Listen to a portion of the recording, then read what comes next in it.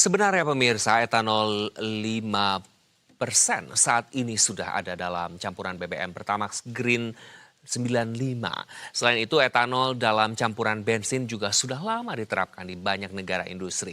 Namun, polemik ini memunculkan pertanyaan publik mengenai sejauh mana kadar etanol yang aman bagi kendaraan.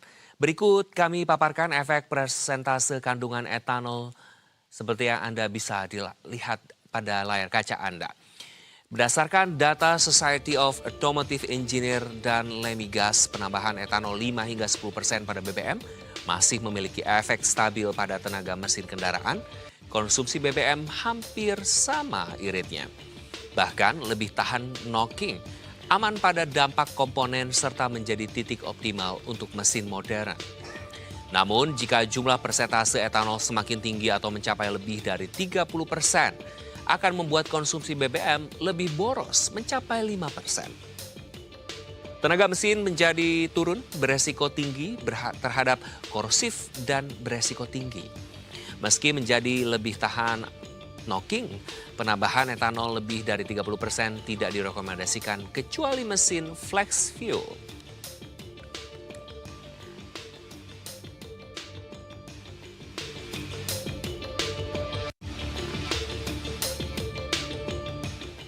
Lantas bagaimana roadmap bioetanol yang sudah berjalan dan akan seberapa besar tantangan implementasinya di lapangan?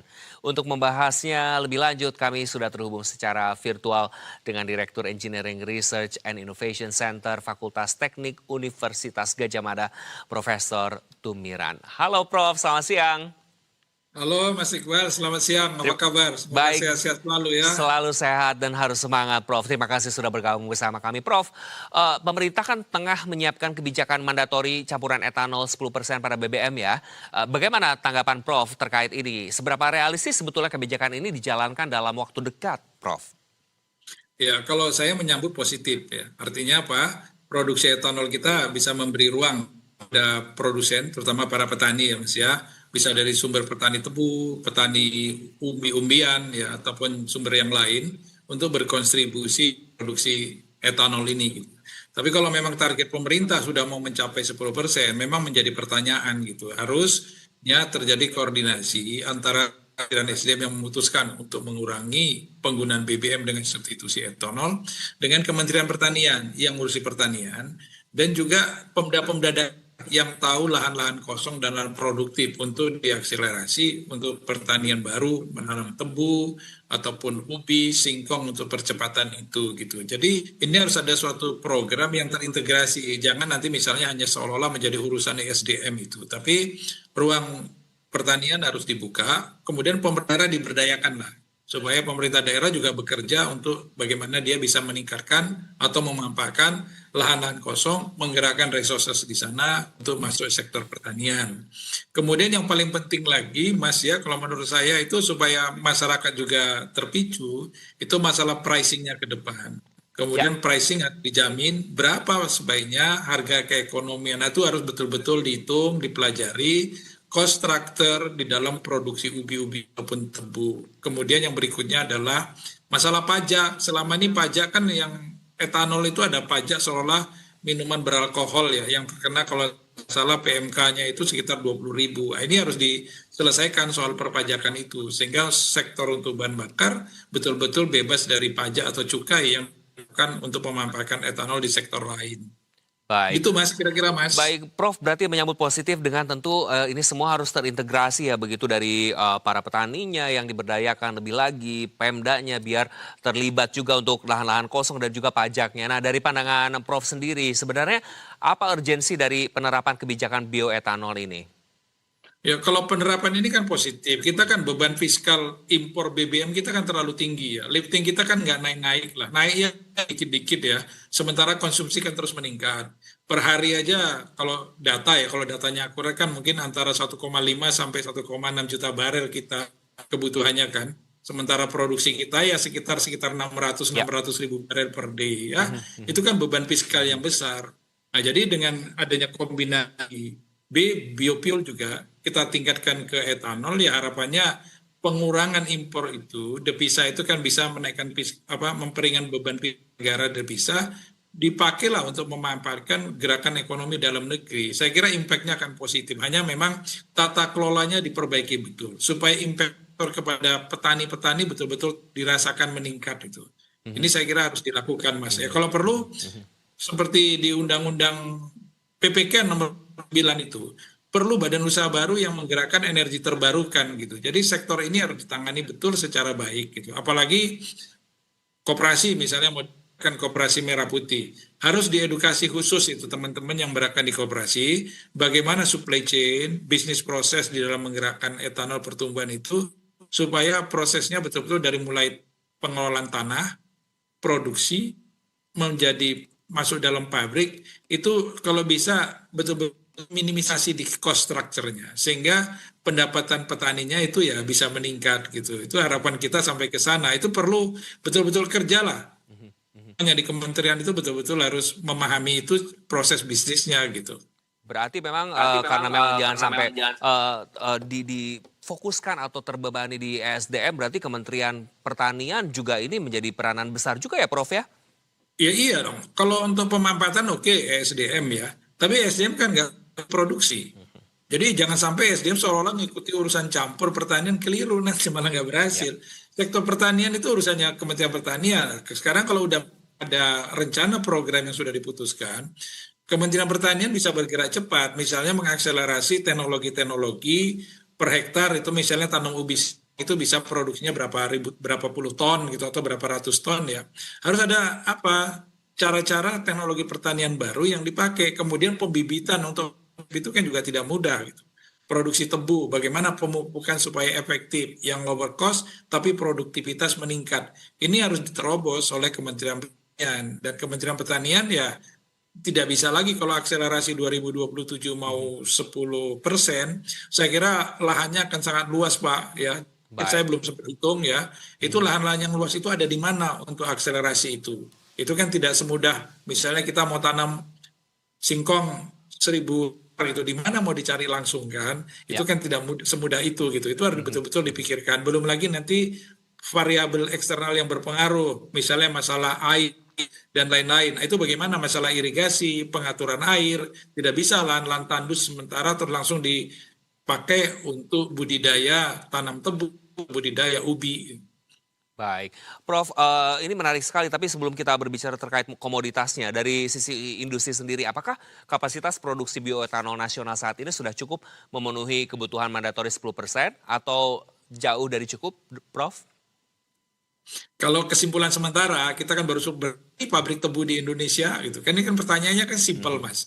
Berapa produksi gula di Indonesia?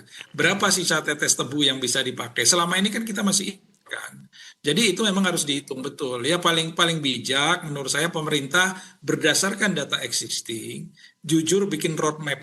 Ya, bikin map tahapan-tahapannya, kemudian petakan betul lokasi tanah, proses produksinya ada di mana. Kalau bisa proses produksi juga jangan sentralistik, tapi diusahakan didistribusi supaya pertumbuhan ekonomi juga bergerak simultan di berbagai daerah gitu Mas. Jadi faktorinya juga bisa digerakkan di berbagai daerah lah, tidak di satu tempat. Baik, jika memang berbicara tentang daerah atau komoditas, sebetulnya daerah mana atau komoditas mana sebetulnya yang paling potensial sih Prof untuk menjadi basis pengembangan bioetanol nasional, misalnya tebunya, singkongnya atau sorghumnya, tapi di daerah mana juga begitu yang baik bisa mengkonsumsi tebu, singkong atau sorghum yang berkualitas, Prof? Ya, saya belum sampai mengamati sejauh itu Mas. Tapi kalau kita lihat dari agregat makro misalnya Jawa Timur ya, tanahnya kan bagus untuk tebu. Begitu banyak pabrik gula yang tumbuh kalau kita lihat historis kan. Daerah Jawa Tengah juga. Kemudian sekarang bergerak lagi ke misalnya Sumatera Selatan itu ya.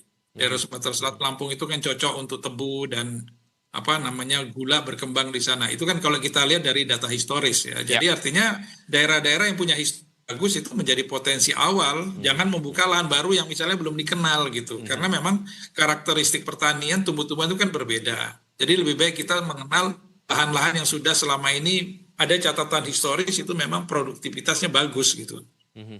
Dari sisi produktivitas sebetulnya kan ada masa tumbuhnya juga ya Pak Prof, dari segi tebu, singkong atau sorghum atau lainnya begitu yang menjadi potensial. Berarti tadi Anda juga sempat menyinggung harus memperluas lagi lahannya dengan target-target mandatori 10% ini memang belum dikalkulasikan, tapi 2027 dengan misalnya masif atau ekspansi yang masif untuk membuka lahan, keburu nggak, Prof?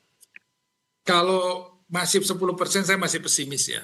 Kalau kita harus mengandalkan dalam negeri. Tapi nggak apa-apa, harus ditargetkan itu. Usaha-usaha untuk memperluas itu harus ditargetkan. Ini kan ada data misalnya.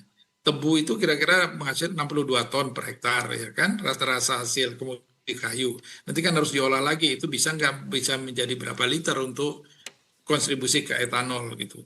Jadi saya kira tebu itu sekitar 60 sampai 85 liter ya per ton nih. Tapi ini kan juga harus dihitung betul gitu. Jadi misalnya dari volume itu sebenarnya bisa bergerak Kementerian SDM berdasarkan data sinergis. Kondisi existing itu kita sebenarnya sudah punya berapa gitu. Dari berapa itu yang memang bisa dikonversi untuk kepentingan bahan bakar berapa.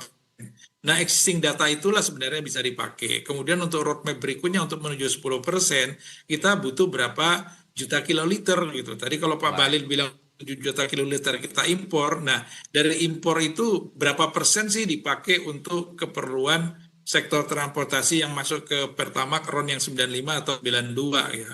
Misalnya 30%, nah berarti etanolnya kan 10% dari 30% yang tadi Mas gitu. Nah, itu sekarang lahan itu sama-sama dihitung dong dengan Kementerian Pertanian. Berapa lahannya? Lahan mana yang paling produktif? Nanti kalau memang ada lahan potensial berdasarkan data historis, segera pemerintah daerah diajak bicara, mana lahan-lahan yang bisa produktif, mana sektor-sektor itu. Kemudian syukur-syukur pabrik-pabrik tebu yang sekarang sedang agak kolaps di Indonesia dengan adanya rencana pembangunan etanol itu diakselerasi, maka Danantara juga harus bergerak untuk memperbaiki bagaimana industri tebu kita tumbuh kembali, Mas.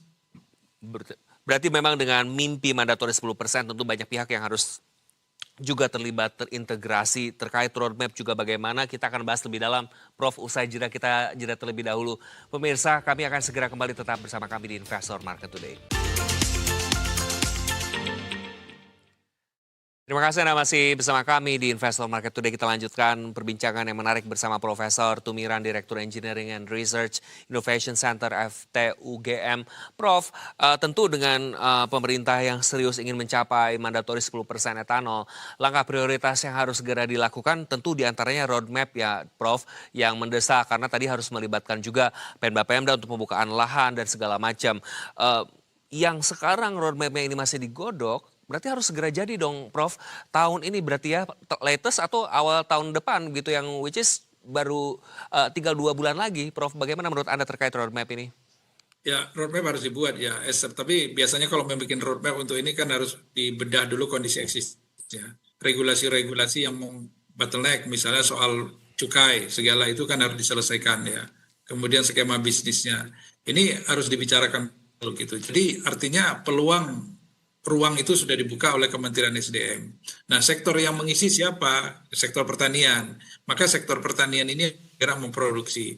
Kemudian untuk factory yang memanfaatkan BUMN, ya Danantara harus terlibat. Bagaimana investasi pabrik dan lain-lain gitu. Kemudian juga untuk petani kan, kalau itu kan perlu juga modal. Siapa yang membiayain gitu? Apakah Koperasi Merah Putih yang digerakkan? Apakah Danantara yang berinvestasi dulu untuk menggerakkan petani? Kan harus ada suatu skema seperti itu gitu. Jadi ini harus ada koordinasi ya. Mungkin kalau udah sampai ke sini, kementerian terkait yang mengkoordinir Kemenko itu harus bergerak, saya kira Mas. Sektor sendiri gitu. Nanti kalau enggak kan sungkan, masa iya nanti Menteri SDM minta Menteri Pertanian gitu ya. Jadi ini keputusan ini adalah keputusan nasional karena dampak fiskalnya adalah dampak fiskal makro kan. Kalau kita mengurangi impor BBM itu kan impactnya impact makro. Menciptakan lapangan kerja juga impactnya kan impact makro gitu. Jadi memang harus menjadi bagian. Saya ingat waktu di DEN kalau seperti ini kan harusnya menjadi koordinasi. DEN juga bisa ambil alih, merespon Pak Bali sebagai ketua harian DEN punya otoritas sih itu mengkoordinasi antar kementerian, karena setahu saya mungkin Menteri Pertanian juga bagian dari anggota DEN kan. Baik. Saya kira itu Mas yang harus dibuat. Baik, Prof. Apa sebetulnya tantangan terbesar yang selama ini menghambat roadmap bioetanol bisa cepat terbentuk begitu? Apakah soal bahan bakunya, investasinya, atau kebijakannya sebetulnya yang belum konsisten dan rampung, Prof? Ya kalau saya dengar waktu saya sempat berkunjung ke pabrik-pabrik etanol ya, pabrik tebu ya di daerah Jawa Timur, itu memang ada hambatan untuk bergerak masuk misalnya menjadi bahan baku ya. Itu masalah cukai penyelesaiannya juga sulit ya. Waktu itu saya dengar begitu. Sehingga belum menarik. Kemudian petani belum merasa dapat misalnya bonus kalau dia harus meningkatkan produksi gitu. Apa benefitnya gitu. Jadi ini betul-betul. Jadi kalau misalnya cukai tadi bisa dipangkas, kemudian etanol itu bisa menuju ke keekonomian sehingga produsen tebu kan bisa ada berdua ya. Selain gula, dia mendapatkan juga tetes tebu untuk memproduksi etanol. Nah, harapannya pembelian tebu dari petani bisa dinaikkan. Kalau pembelian tebu dari bisa dinaikkan, ini kan menjadi insentif khusus bagi petani. Menarik bagi petani untuk mungkin terpacu gitu, tidak semua tertarik kembali untuk bergerak di sektor pertanian ini, Mas, terutama pertanian tebu gitu. Singkong juga demikian. Saya belum mengerti berapa sih cost structure untuk biaya tanam singkong ya. Tapi kalau nanti misalnya sudah terlihat adanya margin dari petani yang menanam singkong, saya kira akan tertarik. Ini mungkin dengan cara ini sebelum roadmap itu jadi, ini mestinya Menteri Pertanian sudah juga bisa merespon keinginan itu betul-betul untuk cost structure. Dari cost structure itu ketemulah sebenarnya ideal daripada etanol produksi masyarakat ini harusnya berapa. Bisa nggak dia samanya misalnya dengan produksi Pertamax gitu. Kalau bisa sama ya kompetitif betul, bagus sekali saya kira gitu. Kalau enggak ya berarti akan ada subsidi. Nah ini kan menjadi persoalan baru kalau nantinya harganya harga subsidi untuk mengkontribusi terhadap pengembangan etanol ini, Mas.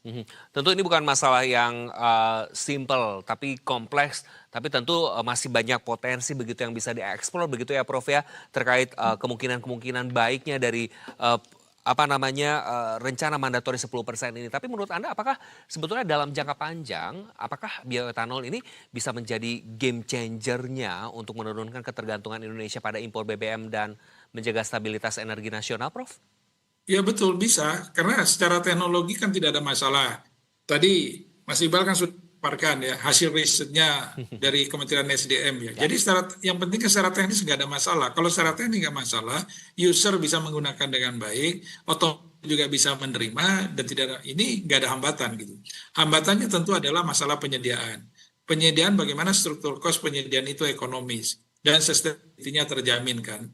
Itu faktor-faktor ini yang menjadi tantangan bagi penyedia etanol. Ini selanjutnya. Jadi SDM sudah membuka itu, nah, kemudian juga nanti kita, supaya juga bergerak. Bagaimana sektor otomotif itu tetap menjaga campuran BBM Pertamax dengan etanol, tetap menjaga mesinnya aman. Jadi teman-teman sektor otomotif juga perlu melakukan suatu riset sendiri.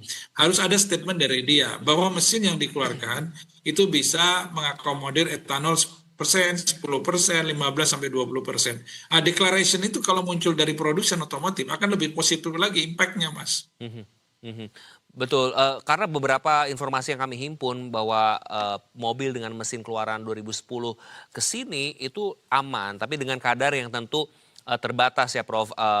Ya. Terakhir Prof, bagaimana Anda melihat posisi bioetanol dalam peta transisi energi Indonesia menuju ekonomi hijau dan emisi netral 2060 Prof? Kalau pandangan saya harus dikerjakan, ya kan? Harus dikerjakan karena kita nggak boleh tergantung terhadap impor terus.